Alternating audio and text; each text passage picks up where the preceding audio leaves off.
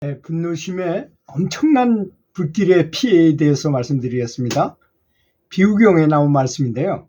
옛날에 주인을 위해서 보리하고 콩을 삶는 일을 맡은 그 집에 하녀가 있었습니다. 근데 그 주인집에 키우던 양이 길만 있으면 부엌에 살만히 나타나서 보리와 콩을 몰래 훔쳐 먹었어요.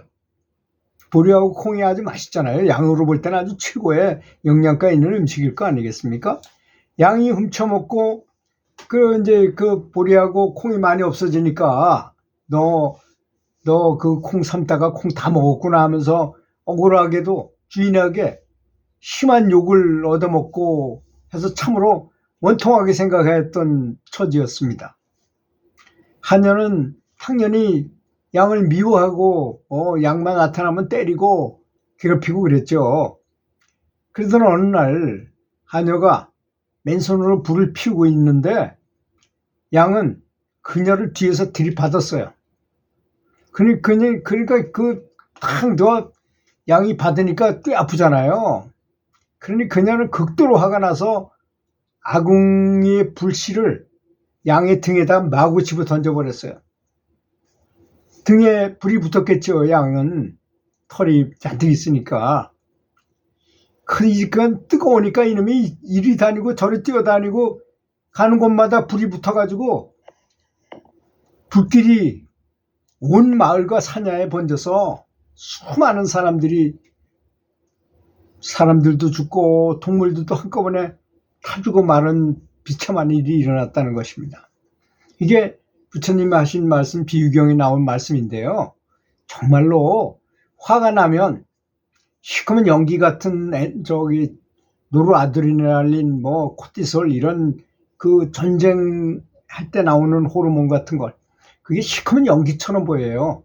그래서 아마 성경에는 흑암의 세력이라고 말한 내용이 많이 나오는데, 그 영안이 열린 사람이 두뇌 속을 들여다볼 줄 아는 사람이 그걸 보고 흑암의 세력이라고 표현한 것 같아요. 그래서 화가 나면 일단 사람의 뇌는 3층으로 되어 있다고 그랬잖아요. 맨 겉에 있는 것이 사람의 뇌입니다. 이성적인 뇌. 사람이 사람답게 생각할 수 있고 말도 하게 하고 이렇게 할 수 있는 뇌가 바로 사람의 뇌 바깥에 있는 거. 그 다음에 두 번째 뇌가 동물의 뇌입니다. 똑똑한 동물들은 사람 비슷하게 개는 굉장히 똑똑하고 원숭이도 똑똑하고 그렇잖아요. 그런 게 동물의 뇌고, 이거 화가 나면 이 사람의 뇌와 동물의 뇌를 마비시켜요. 시커먼 연기가 꽉 잡아가지고 마비시켜버립니다.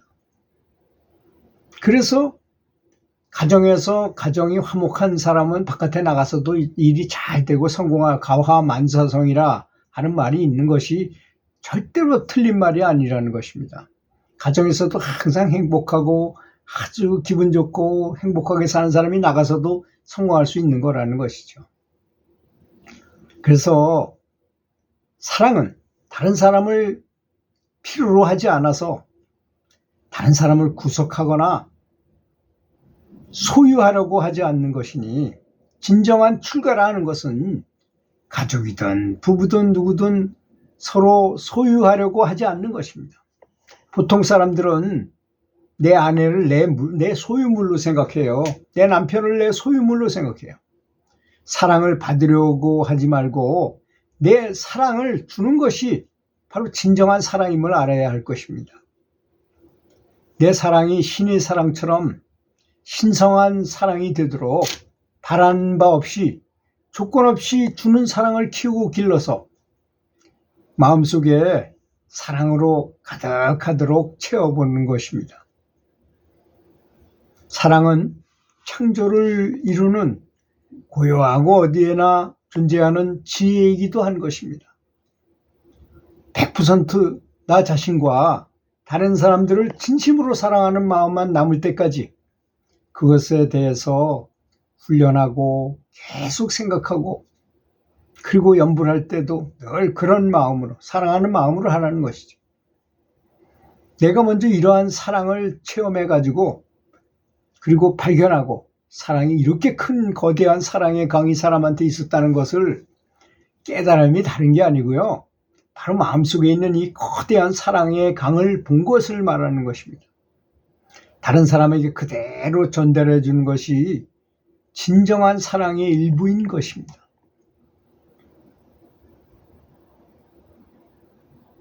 자동 반응 작용으로 인한 감정의 움직임을 즉시하고, 사람은 뭐가 딱 보면 저절로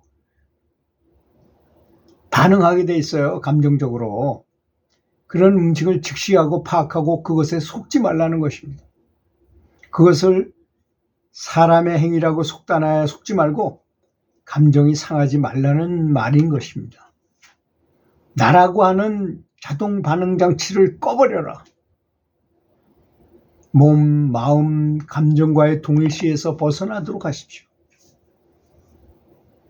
타인이 보내는 부정적인 감정에 속지 말고 그대로 보내는 것에 그러한 기회를 준 것에 대해서 오히려 감사하게 생각하라는 것입니다. 그것을 알아차리고 아무것도 아니라는 것을 깨달을 때 그대가 가장 진보하는 순간인 것입니다. 사랑은 반드시 거울의 법칙을 따르게 됩니다. 메아리 법칙, 거울의 법칙이죠. 내가 사랑하면 저쪽도 나를 사랑하게 마련인 것이죠. 내가 소리를 지르면 저쪽에서 메아리가 들려오는 것과 같은 거죠. 내가 평화롭고 사랑만이 가득해서 다른 사람의 감정에 자동 반응하지 않는다면 주변 사람들과 우주의식마저도 그렇게 변하게 될 것입니다. 일체유심주기 때문에 그렇죠. 모든 것이 다 연결되어 있기 때문에 동일체이기 때문에, 만물이 동일체이기 때문에 그렇죠. 우리가 이렇게 너는 너고 나는 나고 나는 나대로 내 멋대로 살고 뭐 이런 건 다 에고 때문에 그런 것입니다. 나라고 생각하는 바로 그놈 때문에 이런 일이 벌어지는 거죠. 진정으로 사랑하고 감사하는 마음이 가득하면 절대 상처받지 않습니다. 원한을 가지고 있는 것은 다른 사람 때문에 화가 난다고 자신이 독약을 마시고 그 사람이 죽기를 바라는 거야. 내가 독약은 내가 마셔놓고 다른 사람이 죽기를 바라는 것 같이 참 어리석은 생각이라는 것입니다. 다시 한번 맨 앞으로 돌아가서 생각해 보면 그 하녀가 보리하고 콩을 쪄가지고 그런 일을 맡고 있었는데 양이 자꾸 훔쳐먹어가지고 주인한테 혼이 나니까 그러지 않아도 아주 좋지 않은 양을 믿게 생각한 중이었는데 어느 날 이 양이 와서 그 하녀를 들이받는 거야. 그래서 자기도 모르게 불같이 화가 나가지고 그냥 눈에 뵈는 게 없는 거죠. 그 안에 있는 불씨를 그 양한테 던지면 안 되잖아요. 거기 불이 붙으면 그 큰일이잖아요. 그런데도 그런 생각이 안 드는 거야. 당장 화가 나니까 저놈을 혼내주겠다는 생각밖에 없는 거예요. 그런 예가 너무나 많죠, 사람.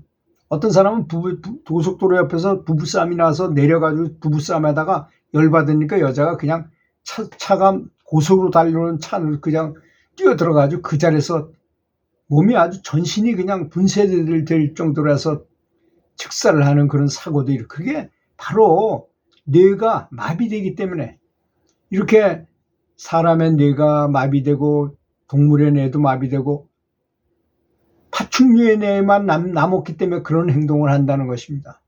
그 하녀도 바로 그렇잖아요. 마비됐기 때문에 불씨를 거기다 던지면 그것이 가서 얼마나 많은 사람이, 동네가 다 불이 나고 엄청나게 많은 사람도 죽고 동물들은 거기 갇혀있던 동물을 다 죽게 마련이잖아요. 거기 그런 현상에 너무나 큰 죄를 짓게 된다는 것이죠. 분노가 바로 그렇게 만든다는 것입니다. 우리 세상에는 눈에 보이지 않고 잘 알려지지 않아서 그렇죠. 본인이 생각해봐도 열받아가지고 눈에 뵈는 게 없이 행동하다가 잘못된 경우가 엄청나게 많습니다. 아마 지금 감옥에서 복역을 하는 이 수용인들도 아마 그런 분들이 많을 겁니다. 나가 분노가 치솟아서 나도 모르게 어떤 행동을 해가지고 누굴 죽이게 된다거나 뭐 이렇게 된 현상이 일어나서 반평생을 그저 감옥 속에서 살아야 되는 그런 비참한 운명을 맞게 된다는 것입니다.